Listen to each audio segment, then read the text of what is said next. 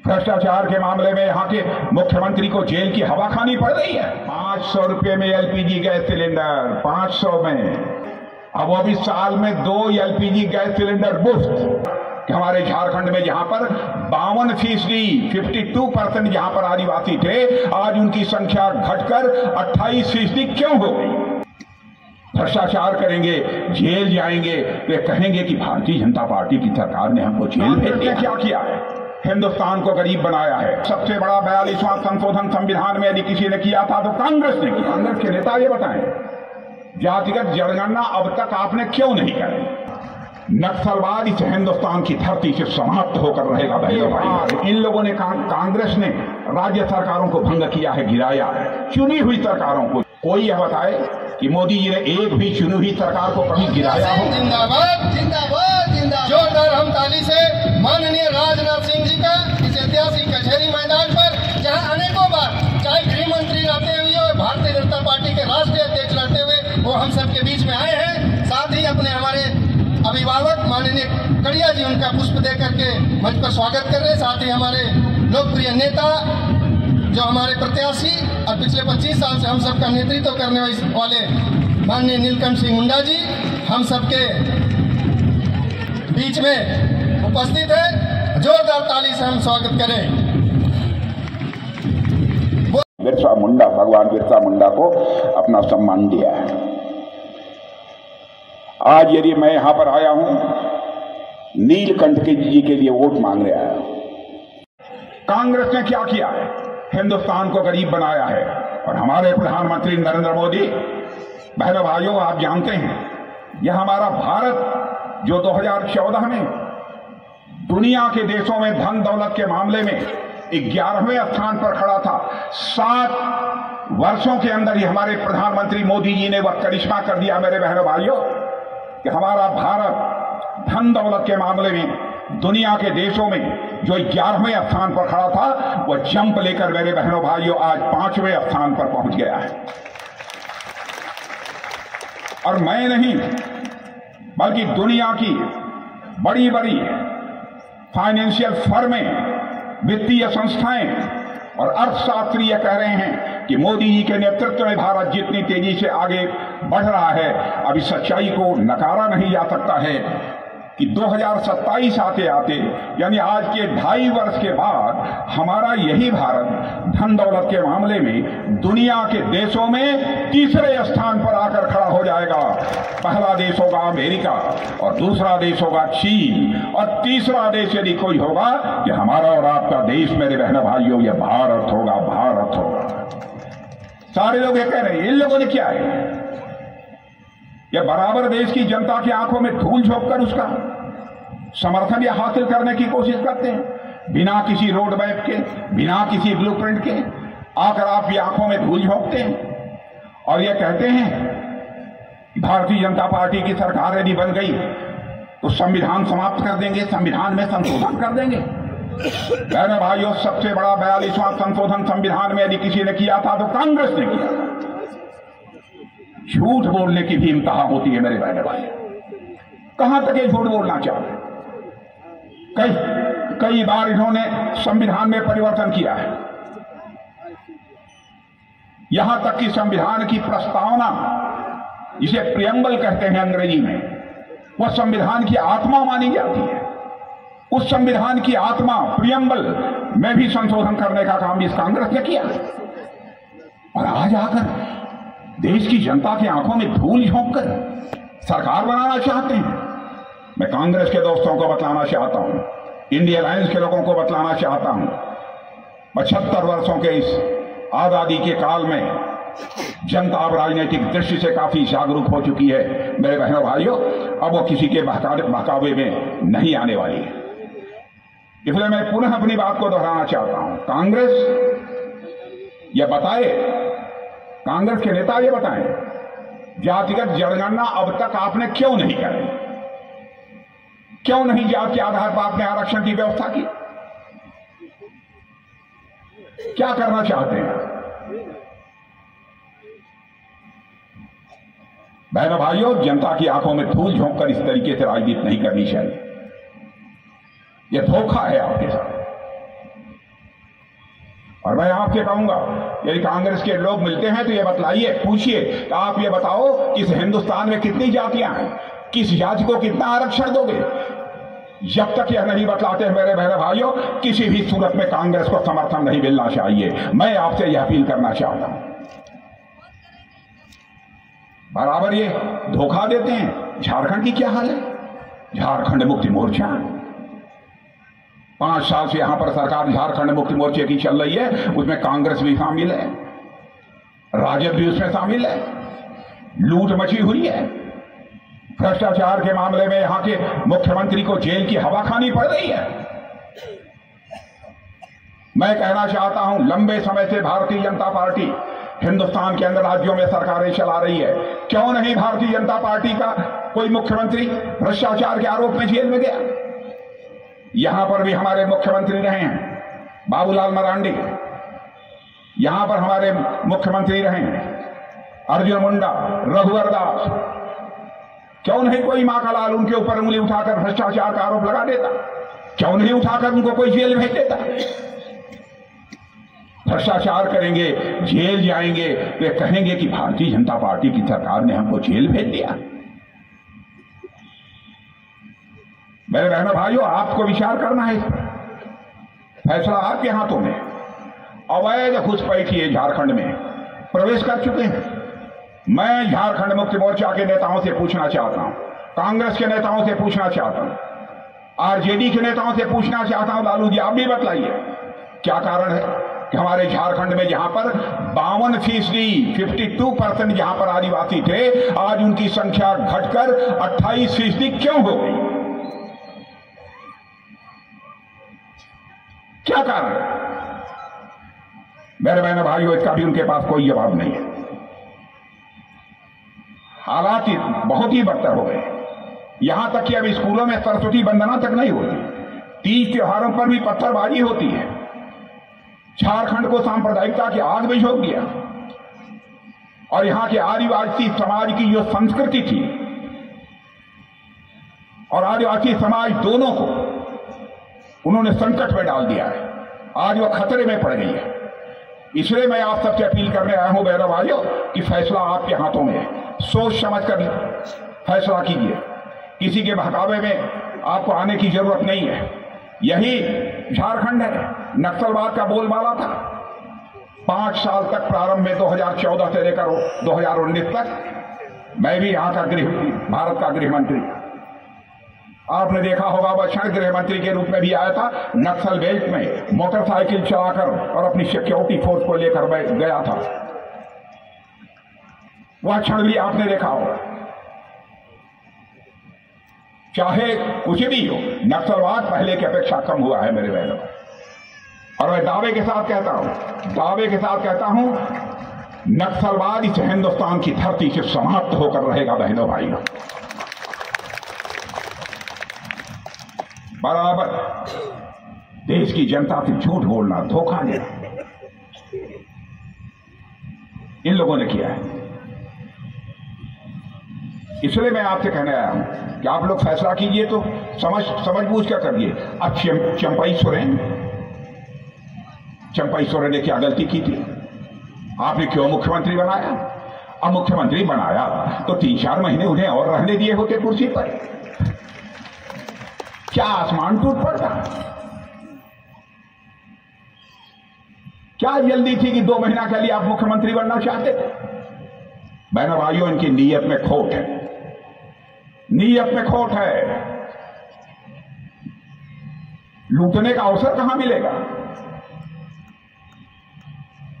लेकिन चंपई सोरेन पर बेईमानी का आरोप कोई नहीं लगा सकता। यह हालत इन लोगों की हो गई है। इसलिए मैं आप लोगों से कहना चाहता हूं कि आप लोग मेरे बहनों भाइयों सोच समझ कर फैसला करिए। और आरक्षण की बात जैसा नीलकंठ जी ने कहा है, किसी की हिम्मत नहीं है कि आरक्षण समाप्त कर दे। मेरे बहनों भाइयों, मैं डंके की चोट पर यह कहकर जा रहा हूं, इसकी चिंता मत करना। और ये कहते हैं झारखंड चीन की दीवार है, कोई लांग नहीं सकता। इस पर जो चढ़ेगा वो खत्म हो जाएगा। माने झारखंड मुक्ति मोर्चा ही चलेगा और कोई नहीं चलेगा। चीन की दीवार है झारखंड। अरे बहने भाइयों, चीन की दीवार उन्होंने देखी है कि नहीं देखी है मैं नहीं जानता हूं। मैंने तो देखा है चीन की दीवार। चीन की दीवार पर लाखों लोग खड़े होकर फोटो खिंचवाते हैं और मैं हमारी भी फोटो चीन की दीवार पर खड़े हुए हैं, दिखाई पड़ेगी आपको। और आदिवासी समाज का इन लोगों ने क्या सम्मान किया? इन लोगों ने आदिवासी समाज को धोखा दिया, छला है, अपनी झोली भरी है, अपनी जेब भरी है। पहली बार 2012 में पीए संगमा साहब आदिवासी समाज के थे, उनको राष्ट्रपति पद का प्रत्याशी बनाने का काम किया तो हम लोगों के गठबंधन ने किया था मेरे बहनों भाई। रामनाथ जी को भी अनुसूचित वर्ग से आने वाले किसी व्यक्ति को राष्ट्रपति बनाने का काम भी यदि पहली बार किसी ने पहल की थी तो हम लोगों की पार्टी ने किया था मेरे बहनों भाइयों, हमारे एनडीए ने किया था। द्रौपदी मुर्मू जी, क्या आजाद भारत के इतिहास में कोई भी आदिवासी भारत का राष्ट्रपति बना था? पहली बार आदरणीय द्रौपदी मुर्मू जी को भारत का राष्ट्रपति बनाने में किसी ने पहल की है तो भारतीय जनता पार्टी ने पहल की है। ये कहते हैं कि आएंगे तो धारा 356 संविधान की लगाकर ये बराबर सरकारों को सबको भंग कर देंगे। बहनों भाइयों, 90 बार इन लोगों ने कांग्रेस ने राज्य सरकारों को भंग किया है, गिराया है। चुनी हुई सरकारों को, जिन सरकारों को आपने चुना था उन सरकारों को। कोई यह बताए कि मोदी जी ने एक भी चुनी हुई सरकार को कभी गिराया हो? एक भी सरकार को गिराया? इन लोगों ने बहुत सारे अपराध किए हैं और इसलिए मैं आप सबसे अपील करने आया हूं कि मेरे बहनों भाइयों, आप सबका समर्थन जो हमारे एनडीए के प्रत्याशी हैं, भारतीय जनता पार्टी के प्रत्याशी, उन्हें प्राप्त होना चाहिए। अब ये भी छठ का पर्व समाप्त हुआ है, आप लोगों ने धूमधाम से यह पर्व मनाया होगा और आप ये देख रहे हैं कि एक तरफ छठ का पर्व इधर समाप्त हुआ है, इधर लोकतंत्र का पर्व जो चुनाव होता है वह भी अपनी समाप्ति की ओर आगे बढ़ रहा है। और जैसे जैसे यह चुनावी लोकतंत्र का चुनावी पर्व आगे बढ़ता जा रहा है, लोगों का विश्वास ये पक्का होता जा रहा है सारे हिंदुस्तान में कि झारखंड में सरकार यदि किसी की बनने जा रही है तो भारतीय जनता पार्टी के नेतृत्व की एनडीए सरकार बनने जा रही है। यह भरोसा, यह विश्वास लोगों का पक्का हुआ है। झारखंड मुक्ति मोर्चा को मैं कहता हूं, जे से जमकर, यम से मलाई और दूसरे यम से मारो। जे यम, यम का मतलब जमकर मलाई मारो।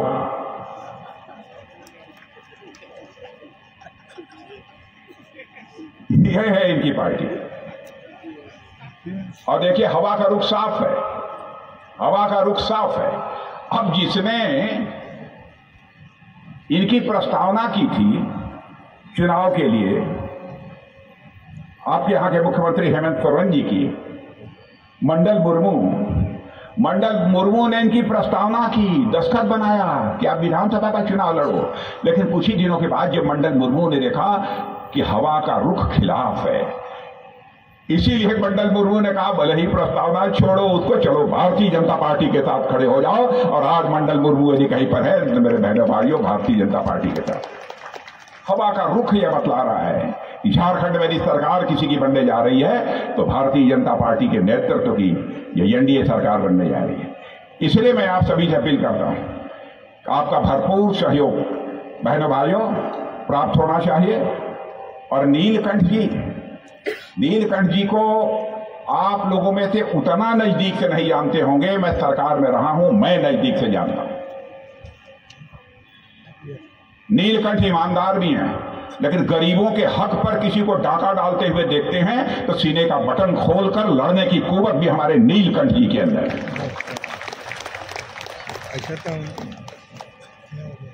इसलिए मैं कहने आया हूं कि आप सबका समर्थन इन्हें प्राप्त होना चाहिए। और कुछ बातें इन्होंने कही हम लोग करेंगे का। पहले तो मेरे बहनों भाई आप सुन लेना, घुसपैठिए जो आए हैं बाहर से, उनके द्वारा कब्जाई गई जमीन को वापस कराने के लिए, फिर से आपको दिलाने के लिए हम लोग एक नया कानून बनाएंगे। ये मंजूर है? पीछे के लोगों को मंजूर है? और वनाधिकार पट्टों का वितरण करेंगे, वनाधिकार पट्टों का यह वितरण सुनिश्चित करेंगे। और आदिवासी और अनुसूचित जातियों के ऊपर वन विभाग के द्वारा जो छोटे मोटे मुकदमे दर्ज हैं उसकी समीक्षा करके हम उनको वापस लेंगे। ये ठीक है? 500 रुपये में एलपीजी गैस सिलेंडर, 500 में जो 1200 में मिलती है, 500 रुपये में। अब वो भी साल में 2 एलपीजी गैस सिलेंडर मुफ्त। जितना हलवा पकाना हो हलवा पका के खा लो। और 5 वर्षों में 5 लाख स्वरोजगार के अवसर सुनिश्चित करेंगे। 2,27,500 सरकारी पदों पर निष्पक्ष पारदर्शी तरीके से हम लोग नियुक्ति करेंगे। और यहां पर बीए, एमए यानी जो स्नातक और स्नातकोत्तर पास हैं उनके लिए मैं कहना चाहता हूं, उनको अपना कैरियर बनाने के लिए, उनके को नौकरी नहीं मिली है, 2 वर्ष तक उन्हें हम 2,000 रुपया प्रतिमाह मुहैया कराएंगे। 2 वर्ष तक 2,000। और इतना ही नहीं, राज्य के जो गरीब हैं, पिछड़े वर्ग हैं, कि प्रत्येक बालिका को केजी से लेकर पीजी तक, माने पहली दर्जा से लेकर जब बिल्कुल अंत तक, दर्जा 16वीं तक शिक्षा इनको मुफ्त में दिलाई जाएगी। और इस स्कीम का नाम है फूलो झानो पढ़ो बिटिया। और बहुत सारे मेडिकल कॉलेज बनाए जाएंगे, बहुत सारी चीजें। और धान के खरीद के बारे में तो नीलकंठ जी ने आपको बतला दिया है। पर प्रति क्विंटल कितनी कीमत मिलती है इस समय, कोई बताएगा? प्रति क्विंटल इस समय कीमत कितनी है धान की? 2100। बस इस बार जीत जाने दो, उसके दूसरे महीने से आपको 3100 मिलेगा। 3,100 रुपये प्रति क्विंटल की दर से मिलेगा। और सुन लो आप, बिना किसी कटनी छटनी के 3100 रुपया प्रति क्विंटल की दर से आप डीबीटी से ट्रांसफर कर दिया जाएगा आपके बैंक खाते में। यह हम लोगों ने फैसला किया है। और साथ ही साथ आरक्षण के लिए तो मैंने पहले ही बता दिया कि हम लोग पूरी तरह से प्रतिबद्ध हैं इसके लिए। और जो वृद्ध हैं, विधवा हैं, दिव्यांग हैं, जो इनको अब तक मासिक पेंशन मिलती रही है, उसको बढ़ाकर हम लोग 2,500 रुपया महीना कर देंगे। 2,500 रुपया महीना कर देंगे। जो हमारी माताएं बहनें वृद्ध हैं उनको इसका पूरा लाभ मिलेगा। अब इतनी ज्यादा बातें हम लोगों ने कही है कि तब याद रखना बड़ा मुश्किल है। और 500 करोड़ रुपया खर्च करके सिद्धो कानो शोध केंद्र स्थापित करेंगे। और गांवों में स्मारकों, सूचना केंद्रों और प्रदर्शनियों के माध्यम से भगवान बिरसा मुंडा, सिद्धो कान्हो और नीलांबर पीतांबर जैसे आदिवासी नायकों को सम्मानित करेगी भारतीय जनता पार्टी। मेरे बहनों भाई, इसलिए मैं आप सबसे कहने आया हूं कि आप सबका भरपूर सहयोग भारतीय जनता पार्टी को प्राप्त होना चाहिए। यही हमारी अपील है। तो मैं मानकर जाऊं, पक्का जिता देंगे, पक्का जिता दें। एक बार खड़े होकर जोर से ताली बजाइए तो मैं मान लूं। लेकिन अब तक जितने वोटों से जिता है सारे रिकॉर्ड टूट जाने चाहिए, मैं अपील करके जा रहा हूं। और मैं यह भी बतलाना चाहता हूं, यदि आप लोगों ने, तो मैं नीलकंठ जी से कहूंगा, नीलकंठ जी एक बार हमको फिर से यहां बुला लेना। और यहां पर मैं आऊंगा तो फूलों की हार, मोटी हार पहनकर अपना स्वागत कराने के लिए नहीं आऊंगा, बल्कि एक बार शीश झुकाकर यहाँ की जनता के प्रति आभार व्यक्त करने के लिए आऊंगा। आप सभी का अभिनंदन करने के लिए आऊंगा। आप सबको बहुत बोलिए राजनाथ सिंह जी जिंदाबाद। बहुत बहुत धन्यवाद।